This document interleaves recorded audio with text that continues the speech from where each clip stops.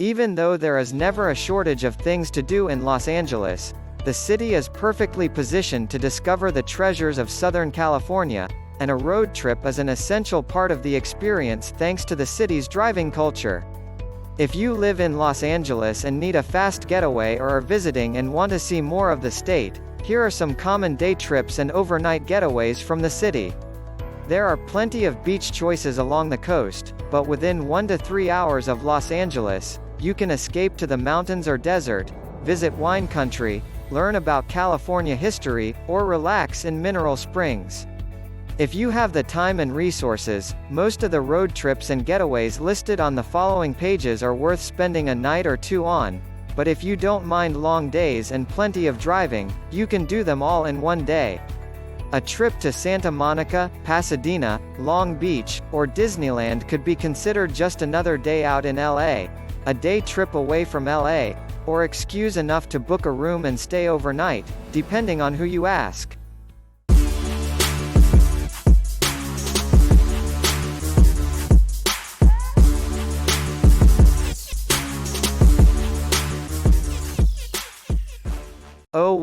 Malibu. Malibu is a fantastic place to start if you only want to drive for the sake of driving. The city extends along the south-facing coast at the edge of the Santa Monica Mountains to the Ventura County line, 27 scenic miles west of Pacific Palisades in Los Angeles. The majority of the city runs parallel to the Pacific Coast Highway, with access roads cutting through canyons or over mountains to meet State Route 101. From a stunt ranch and the Biggest Loser resort to an elaborate Hindu shrine, the winding mountain roads lead to a host of surprises in the hills. There are some ranches where you can go horseback riding and vineyards where you can take a Malibu wine tasting tour in the Malibu Hills. Malibu's affluent residents aren't particularly fond of visitors, so there are only a few places to stay within the city limits. The Malibu Beach Inn, on the other hand, places you out on the sand, with waves crashing under your balcony. The charming Leo Carrillo State Park in Malibu is one of the few places where you can camp by the beach. Camping is also available at Malibu Creek State Park, which is geographically in the city of Calabasas on the other side of the mountain but is closer to LA. In Malibu, there are 20 named beaches, each with its own personality. The majority of them are suitable for surfing. Some, like Matador, need a walk down to the river, but the scenery is worth it. Several are just a few feet of sand away from the Pacific Coast Highway. Others, such as Zuma, are long stretches of unremarkable sand with decent surf, parking, and amenities. The Getty Villa, the Adamson House and Malibu Lagoon Museum, and Pepperdine University's Weissman Museum of Art are among the sights to see along the way. Ojai. Ojai is a small town in Ventura County, about an hour and a half north of Los Angeles, nestled among oak trees and orange groves in an east-west inland valley. It's also a popular spot for a spa retreat or a romantic getaway. There are many hotels and day spas to choose from, as well as a charming little Spanish-style downtown to discover, nearby hiking trails, and boating or bird watching at nearby Lake Casitas. Santa Barbara. It's possible to visit Santa Barbara in one day from Los Angeles, and it's not unusual for people to drive up for lunch or dinner, but it's much more fun as a weekend road trip. Santa Barbara is a posh neighborhood of red-tiled mission architecture that is required by city ordinance. It's most common as a romantic getaway, with plenty of places to stroll along the beach, or as a shopping getaway for girlfriends. There aren't many family attractions except the beach. Going to the beach, shopping on State Street, and visiting the Santa Barbara Mission, one of California's oldest, are among the most famous things to do in Santa Barbara. On the way to Santa Barbara, you'll pass through the beach towns of Oxnard, Ventura, and Carpinteria, which all have nice beaches and more affordable lodging, but lack the charm of Santa Barbara. The stretch of coast does, however, have the highest concentration of beach camping opportunities. Take a side trip to Channel Islands National Park, a group of 5 islands off the coast of Ventura accessible by boat or small plane from Santa Barbara. On the islands, there are primitive campgrounds but no concessions, so bring plenty of water and food for your day trip or camping needs. There are outfitted trips available. 04. Solvang Winery Getaway. Solvang is a small town in the Santa Ynez Valley about 45 miles northeast of Santa Barbara, resembling Denmark. Without traffic, it's just about a 2-hour drive, but it's usually closer to 2.5 hours or more from LA. The city was established in 1911, but it wasn't until 1946 that new construction was needed to follow the aesthetic of Scandinavian half-timbered architecture. When I visit the town now, it reminds me of walking the streets of a European village, complete with touristy souvenir shops. Visit the Elverhøy Museum to learn more about Danish history and the town's Danish origins. The town is surrounded by the Santa Ynez Valley's vineyards, many of which have tasting rooms. Other local attractions include the Quicksilver Ranch's miniature ponies and Ostrichland USA's Ostrich Farm, as well as a private tour of Mendenhall's Museum of Gasoline Pumps and Petroliana in nearby Buellton. 05. Mountain Getaway to Lake Arrowhead. Lake Arrowhead and Big Bear Lake are the two most popular mountain destinations from Los Angeles. Since they're just about 25 miles apart, you might do both if you're staying overnight. Big Bear Lake is closer to LA than Lake Arrowhead. Many people prefer the town's half-timber alpine architecture to Big Bear's more rustic vibe because it is smaller and quieter. However, since the entire lakefront is private property, there is less access to the lake itself. The Lake Arrowhead Resort and Spa offers a restaurant with a view of the lake, a small beach, and summer boat tours and fishing charters to the general public. The Lake Arrowhead Golf and Country Club, located on the north end of the lake, is also open to resort guests. Although there is a public trail that circles Lake Arrowhead, tourists can expect to be asked to display their room key when hiking around the lake. The village is a shopping district with several boutiques and outlet stores. They also run a water skiing school and the Arrowhead Queen Lake tours on a riverboat. They hold a series of free concerts throughout the summer and a free Oktoberfest in the fall. Other places to stay in town include the Saddleback Inn, which has private cabins, a couple of B&Bs, and a plethora of holiday rentals, some of which are big enough to host a family reunion or a corporate retreat. Other places to stay in town include the Saddleback Inn, which has private cabins, a couple of B&Bs, and a plethora of holiday rentals, some of which are big enough to host a family reunion or a corporate retreat. 06. Big Bear Lake Ski Getaway. Big Bear Lake is more mature than Lake Arrowhead, with a wider range of recreational opportunities and, in most cases, more affordable lodging. The village at Big Bear Lake is more California mountain rustic than its neighbor, but it does have some. It's also a very walkable neighborhood. The resort town of Big Bear is open all year.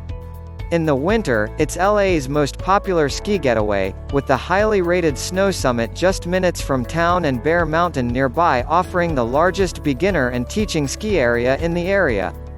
Big Bear also has more summer activities than Lake Arrowhead, including water sports, climbing, ATVing, and ziplining, making it a great family destination. Tent camping, cabin or condo rentals, lodges and resorts are all available as lodging options, so you can schedule a getaway for any size community on any budget. 07. Old Hollywood Palm Springs Getaway. Since the 1930s, when early movie makers used the desert oasis as a set for shooting westerns, Palm Springs has been a common weekend getaway from Los Angeles. On a red Jeep tour, you can still see some Old West movie sets, but the city's distinctive look today is defined by the mass of mid-century modern development in the 1950s and 1960s.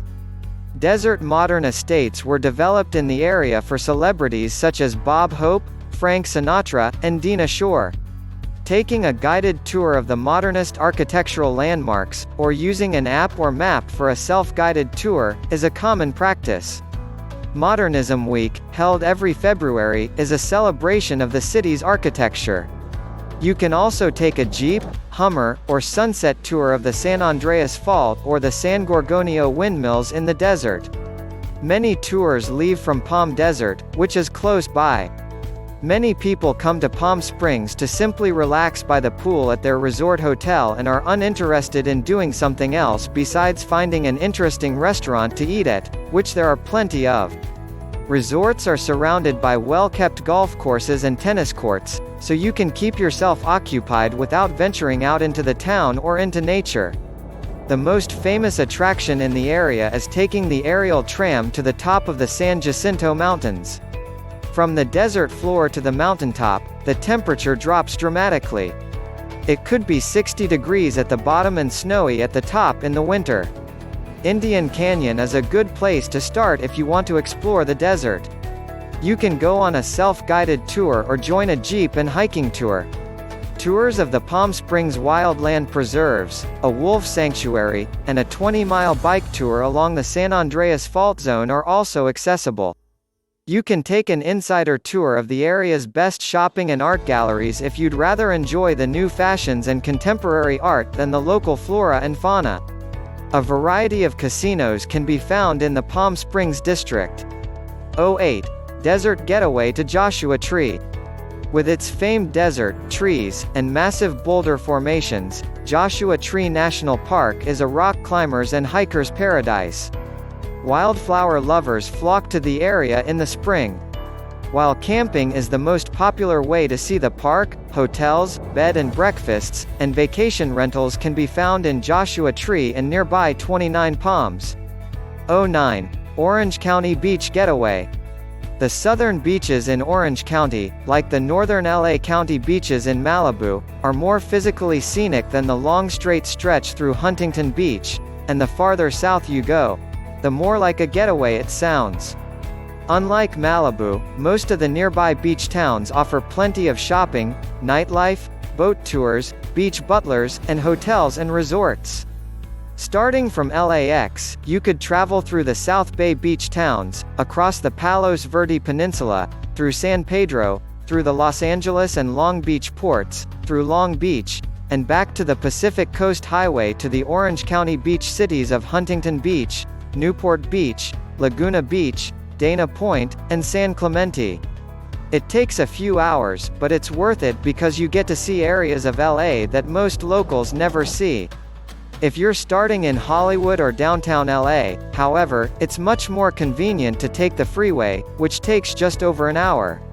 Since you're dropping in from above, it takes around the same amount of time to get to either of the Orange County beaches down to Dana Point by freeway.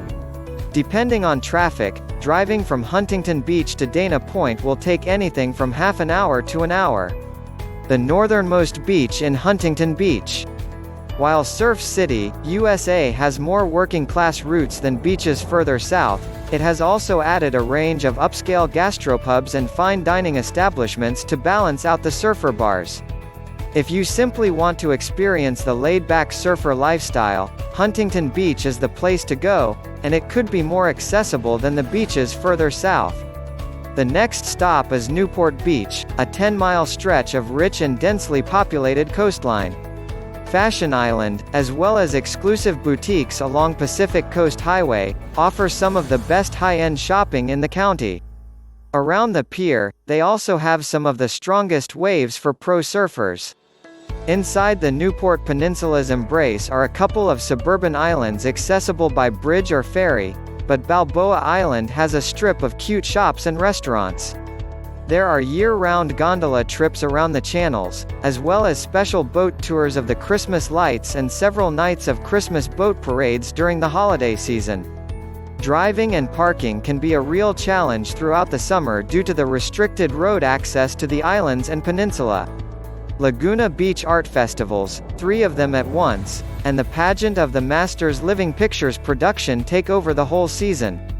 During the rest of the year, it also has the most beautiful beaches, a large number and variety of art galleries, excellent restaurants, and good hotels. Laguna Canyon Road is lined with artist studios and galleries, some of which are open to the public, for those who enjoy meeting the artists. Dana Point, a small town south of Laguna, has a harbor large enough to accommodate 3 tall ships, 2 of which are docked at the Ocean Institute. The 5-star Ritz-Carlton Laguna Niguel on Salt Creek Beach and the Monarch Beach Resort, which is adjacent to the Monarch Beach golf links, are the main attractions in Dana Point. Both Newport Beach and Dana Point are well known for their whale-watching excursions, which Dana Point commemorates with a whale festival the first 2 weekends in March.